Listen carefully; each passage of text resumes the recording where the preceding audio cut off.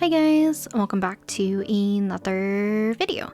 So as you can see, today's video is not in my usual sketchbook. I am actually using my watercolor kind of like journal block, and this is usually what I use to do a lot of my watercolor painting around this kind of smaller size. So I'm kind of showing you guys some of my previous work that I've done. A lot of these were done for videos, so you can probably see the process if you would like to. And the reason being that I wanted to do some watercolor today is also because I wanted to try out some new paints. But we'll kind of get to those paints a little bit later. I kind of wanted to talk a little bit more about the process and why I have to kind of change up my process due to the paper that I'm using. So I'm showing you guys the kind of like watercolor journal block that I have, and basically because it is a block type, all the papers or sheets of like loose leaf watercolor paper are gummed on all sides, which makes it very difficult for me to transfer my sketch the normal way. So because I'm going to be basically doing my sketch digitally, which I'm going to show you guys a little bit of footage here, I'm drawing Topaz from Honkai Star Rail, and I thought it'd just be easier for me to sketch them digitally so I can make any adjustments that I want. I can add as much detail without worrying about wearing down the paper by erasing too many times or having to rub the paper so that maybe it pills a little bit or I'm ruining the texture of it. So as I'm sketching, basically I want to be able to transfer my sketch to my watercolor paper, but the usual way that I would transfer the sketch is via a light pad or a light box, which allows you to shine a very bright light through your, let's say your printed sketch, through that and your watercolor paper so that you can see your sketch through the watercolor paper and sketch on top. So therefore you would just trace your sketch from underneath on top of your watercolor paper. So because I still want to use my digital sketch, I am going to have to transfer it a different way, and I've done this for a few other sessions because the other watercolor illustrations that I've done on I think it's my Bao Hong watercolor paper, it's also gummed on all sides except for the middle section, just like this one. So how I'm going to transfer the sketch, you'll see here, is that I've printed it on just copy paper, and then I've taken my Prismacolor Col-Erase pencil in the color Carmine. You can also just use a normal graphite pencil. It will work just fine, if not better than what I'm using. So basically, cover the entire backside of your sketch wherever you know that the lines are going to be, so that once you flip it over and have that side with in contact with your watercolor paper, we're basically making like a kind of makeshift carbon paper so we can transfer my sketch via the red lines. So I'm going to be using this kind of Papermate ballpoint pen in the color red. I also forgot to lighten my sketch so that would be easier for me to see where I've already placed and kind of like imprinted the pencil marks onto the watercolor paper. So I'm using red so that hopefully I can see a little bit more easily, and I did accidentally use a little bit too much pressure when I was transferring it, but I'm using or wanting to use as much as I can to a certain extent because I don't want to dent the paper too much, which I accidentally did, but I want to have enough pressure so that I'm basically imprinting the red kind of scribbles on the back to my watercolor paper. So I won't make you sit and watch me basically trace over my sketch the entire time, but you can see that the ballpoint pen does a pretty good job at transferring the sketch in a very almost like soft way and imprints it kind of nicely. So now that the sketch is basically done with this terrible close-up of the texture, let's go ahead and talk about the paints. So the paints were actually sent and are of the brand, I think it's MeiLaing. Apologies on my pronunciation, but this is their 52 color set, and it is an upgrade from their previous sets, which also had a 48 set and a 36 color watercolor set. So it comes in this really cute kind of pinkish purple colored tin, and it's kind of like a metal with a cute little lock on the front. So upon opening the case, you can see that there's already some tools. There's also a little kind of like history of the paints, I believe, some swatches right here. They also gave you another sheet of kind of like more of a thicker cardstock-ish type of paper to do your swatches. On the bottom, like on top of the paints, we also have 10 sheets of watercolor paper. I believe it's cold pressed and it is the same size as the case. Underneath these little tools, there's also paint wells, which you can do any of your paint mixing when you're on the go. I also do like that there's a translucent kind of plastic sheet to kind of protect your paints and your other tools. So for the other tools, we have a fine liner or a pigment liner in 0.5. They also included a wooden pencil, which is in the hardness of B. So, you know, it's an actually okay pencil for sketching. And then we have a paintbrush. So the paintbrush, I believe, is a number 5 round. And make sure whenever you get brushes from anywhere to make sure to rinse them out before use, because they usually have a little bit of glue and water to kind of hold the point together. But last but not least, we have a sponge as well, which is very common in a lot of travel sets for watercolor paint containers. So I will do a few testing on these kind of little strips of paper just because I want to get a little bit of a feel on what is included in the set. But before we do that, let's go ahead and actually do some of the swatches and see how the pigment is for the colors. So far, from upon swatching as well as using the paints, they are super vibrant and highly pigmented and also very easy to work with. Now, I believe with the amount of colors that you get in this set, so there are 52 colors, but basically there's like 40 basic colors, I guess you could say, and then there's 10 macaron colors, which are more like the pastel range, and then you have 2 metallic colors, which I thought was kind of a fun addition to kind of like a little travel set. So with 52 different colors, you actually have a huge range for different colors that you can use and that you don't really have to mix all that much. So as you can see, these are the swatches, and I will talk a little bit more about the little letter number codes on the underneath of each of the names, along with the little square and the stars. So for when you can see the square, sometimes it's like just a blank line square, sometimes it's black, sometimes it's like a little half diamond. So basically it goes from transparent, which is this one, and then it goes from half transparent, which means it's getting a little bit more opaque, which is kind of the half filled square, and then a fully filled square means that the paint is opaque. So you can see a lot of these pastel colors have the kind of dark square, which means that they're opaque. They also have PW6, which is apparently, I believe it's one of the white paints. So any of these like letters and numbers basically make up the pigments of the paint. So you can kind of break down the pigments or break down the colors in a way if you look at this. So you can see that this one's a little bit more yellowy because it has PY3, and it's basically the same as this lemon yellow except for there's no white. And then the stars, which I forgot to talk about, is the light fastness. So the more stars, the more archival and kind of less susceptible to fading in light that it is.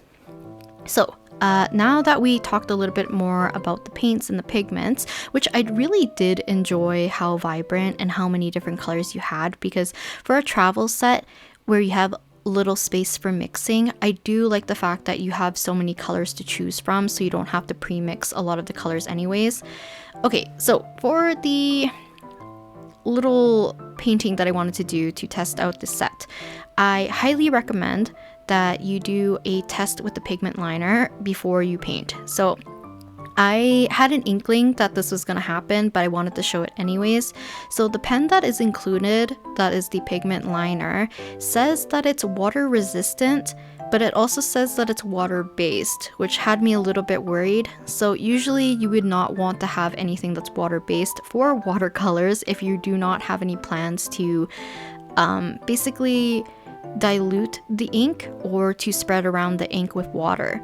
So because it's water based and that it is water resistant, there are some areas that are basically bleeding when I'm doing my washes of Dan Heng. So I decided to paint Dan Heng, and you can see that some areas, and including his skin, got a lot more almost like dull. So I tried my best to keep things a little bit more vibrant, and the clothing didn't turn out too bad because I wasn't doing a full wash over everything. But the skin and some areas of his hair, you can see that there's actually a little bit of bleeding, which is not ideal because the black actually makes some of the brighter colors feel a little bit more muddy. So this is the pigment liner, 0.5, which is, you know, an okay size for a lot of line work and stuff. But it says, say right here, that it's water resistant and it's water based. Like I said, it's probably best to find something that actually says that it's waterproof so that it doesn't bleed or budge or smudge when you add water to your paper. But also just make sure to do tests like prior with the paper that you want to use so that you can make sure that your pen doesn't really bleed with the watercolor in general. So yeah, that's just something to keep in mind.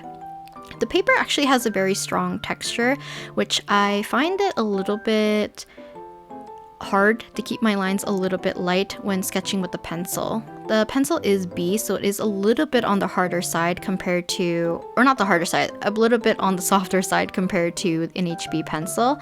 Also, I do apologize that I kind of butchered March's face. I'm going to try my best to fix it at the end, but I didn't really do a good job.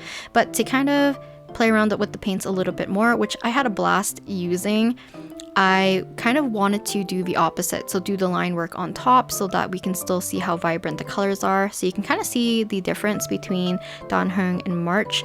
No bleeding on March, kind of vibrant colors. I basically used the same skin tone for both of them anyways because I had leftover on my palette. So you can see that Dan Heng kind of had a little bit more of that darker, kind of more muddier color due to the ink bleeding into his skin when I did my initial wash. So now that we have worked on our little tests, I can say for sure that I actually really enjoy using these paints and the brush. So I'll talk a little bit more about that once we get to the painting session. But for now, since we are transferring my sketch, or no, we have finished transferring my sketch and we're working on basically doing some tight lines so that I don't lose this when I start to paint. So Topaz has a good amount of both kind of like white, red, black, and gold. So some of the areas that have black or some darker colors, I don't want to accidentally cover up any of my red lines and lose them because I might lose detail and I might not know where I'm placing certain colors. So I went ahead and used a HB pencil, which is like just a mechanical pencil that I'm using to basically do my lines again, much more cleaner, a little bit sharper, and then I don't really have any excess graphite kind of floating around just because I'm not erasing, I'm not pressing super hard, I'm keeping everything kind of light and pristine. And now we can move on to the actual painting portion. So for painting, sometimes if I really want to do kind of more of a warmer atmosphere, I'll take a larger brush and do the entire painting with a yellow wash. But because I didn't really have a plan or direction of what I wanted to do for this particular piece, I decided that I would just use the brush that was given and included in the set. So in the watercolor set, as we took a closer look, it came with a number 5 round brush, which has this nice kind of like clear plastic or glass kind of handle, and then it has this really nice kind of like, I don't know how to explain it. For me, it feels more like almost like a 6 brush rather than like a size 5. I usually use a size 6, and this one actually feels very similar. So the amount of water that this brush can hold is actually quite a bit. But also, the thing that I like the most, because I am a super lazy painter, I like when the brush can hold the tip of the hairs together so that you can do thin lines, and it holds a lot of water so that you can do some kind of larger washes, because even though the painting's not too big, I don't want to struggle doing any washes where I might accidentally leave a lot of like areas with a dry edge. So I want things to look a little bit more seamless. So this brush actually did a very good job, and I actually had a lot of fun using this brush, and I might even just steal this brush out of the set. We'll see. I might customize the set a little bit just because the pen wasn't my favorite. I also don't use the sponge all that often. I know a lot of people who use travel sets probably more frequently, or if you use like a water brush, it's probably easier to also just use a sponge to dry off your brush or to kind of clean your brush between your different colors and stuff, which I find perfectly fine.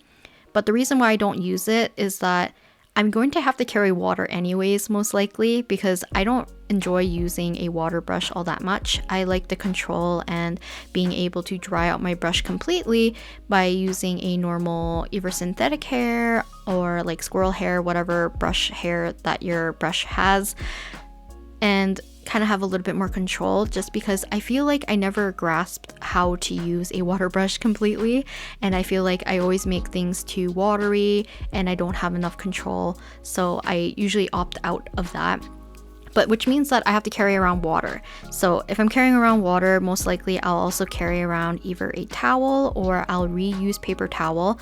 So I would just fold the paper towel probably in quarter, like fold it in half again, and then I would reuse that. I still have a lot of paper towels from back when I was in uni, where I did a lot of watercolor painting for my 400 and 500 courses for painting. So I don't really throw them away. So I still reuse a lot of them, so I probably don't really have the need to use the sponge. But like I said, if you're kind of keeping things compact, then yeah, the sponge would be helpful. I also like the fact that it has a slot for your, like a fine liner as well as a brush. I'm not a fan of the little plastic holder that it comes in, because it is a little bit of a pain to keep removing that to reveal your little wells, just because you do have to kind of really shove it in there.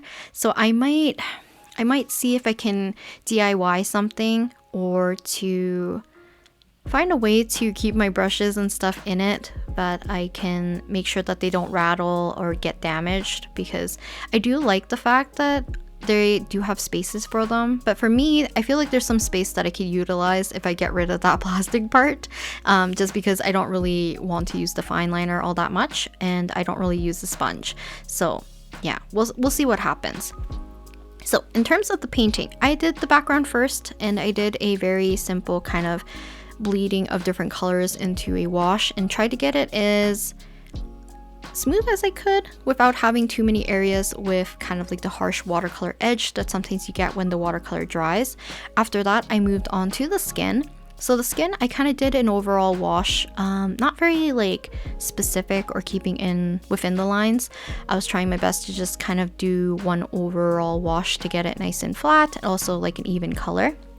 And then after that, we started to do the hair, which I had a lot of fun doing the hair, even though Topaz's hair is very much just a gray, and then the inside and a few streaks are red. I feel like I always struggle coloring any kind of like very neutral light colored hair. So gray included, definitely, or silver, but I think this one actually turned out quite pretty. I did focus a lot more on keeping my sections very clear when I was trying to separate her hair.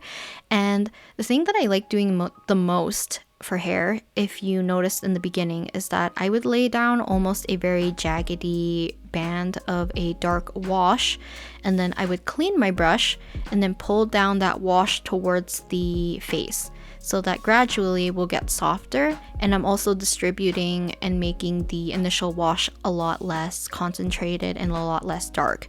So I'm kind of able to get a little bit more of a flat area and a very subtle gradient. And then after that, once it dries, we can go in and kind of spruce things up. So every time I want to add much more darker colors, I would actually try to start where the band of highlights were, where I had the jaggedy edges to make things kind of pop. And then if I wanted to, I could fade them out as we get closer to the face, because if it's closer to the face, I kind of wanted it to be a little bit softer, because I don't want it to really obstruct the face if it's not meant to be covering it. So that's kind of more like a personal choice, if anything. So like I mentioned, I'm kind of lazy when it comes to painting. So I do like using the one brush for everything. So a very good kind of brush that I'm used to works out very well. So I'm very lucky that this brush actually is very good quality in my opinion. And I don't know, it holds its point super well. It holds quite a bit of water. So I feel like it's very versatile, which makes it a lot easier for me to only really need to carry one brush around. And hopefully, I think that this might be my new favorite portable kind of travel size set. I do have one other one, but I don't know, maybe it's like the vibrancy of the colors. There's just something very attractive about these colors. They activate super quickly and very easily. Like I said, the range of it is very attractive, especially if you're on the go or if you don't want to sit down and mix a lot of your colors beforehand. Because you have so many already pre-mixed and you have a very big assortment, I feel like a lot of the colors that you potentially want is just like you pick up the color from the paint itself, like the little paint, what are these little squares called? I forget what they're called, but they basically look like chiclets almost in a little container. So basically you pick up the paint, you could dilute it, and then you can just use it right away. Like I feel like I didn't have to adjust too many colors right off the bat. So yeah, I think it just has a good range. So in terms of the process, I think I got sidetracked. So the laziness in me, I usually don't do this. I usually wait until the very end to do any kind of line work and kind of like finishing up the piece. But I was not liking how Topaz's eyes were looking. I cut out a lot of the, I guess, like me lifting up the paint. I'll talk about that a little bit later as well. But I had to lift up a lot of the paint because I actually made her eye color a lot darker, a little bit more blue, and it got very muddy. So it was a little bit hard for me to get the exact color that I wanted for her eyes because I feel like it was very specific. But in doing so, I feel like I kept making her iris larger and larger. So her eyes became a little bit bug-eyed because the eyes became too close. So for me to feel better, I guess, to reassure myself that I didn't want to scrap this piece, I went ahead and lined it immediately, and I did a little bit around her face as well, just because I wanted to see if it looks correct. And a lot of the times when I add line work as well, some of the things look a little bit washed out or a little bit too light, because for me, a lot of the times whenever I do line work, it tends to be the darkest thing on the page because I want the lines to help define certain parts of the body or the figure or the face. And one way you can make it stand out is just to make it, you know, several values darker than the object that's like within. So hopefully that makes sense. And that's basically the reason why I decided to do the line work so early on in the process, even though the entirety of the painting is not even remotely close to being done. After that, I went ahead and started to work on Numby. So I should have mentioned this earlier. Topaz is the girl. Numby is her little warp trotter friend, which is on her shoulder. He's kind of like a little pig, I guess, if that makes sense. He's really cute. I do like him, and he's very helpful over the overworld in Honkai Star Rail. So yeah. For his kind of like inside ears, I decided to do a gradient because I need to add a little bit more of a darker color. And initially I was going to do a gradient so that when I do the darker color, I could have a gradient of sparkles in it by doing basically the negative space. But I decided that I probably didn't want to do that because the more drawings that I saw, it didn't really have, or not drawings, the official artwork that I saw didn't really have the pattern that I thought it initially had. So I decided to forgo with that plan and do something else. Also, some of the paints I did find that were, I don't know, some of them were a little bit more opaque than I thought, which kind of worked out for me. I accidentally filled in the background of Topaz under her arm on the right side of the page completely with the background color, but I forgot to add in her, I don't know if it's a scarf or a cape or it's part of her jacket or shirt, but because I forgot to put that in, I needed to paint red on top of it. But I was hoping that the red would be vibrant enough that it didn't appear blue, but luckily it was vibrant enough, but also a little bit on the more opaque side, probably half translucency, and then I was able to layer that on top of the background, no problem. So yeah. Also for the paints. So if you've used watercolor a lot for anything, I guess if you ever made like a mistake or you wanted to try out an effect where you wanted to make something a little bit lighter or hazier, you might have tried doing some lifting.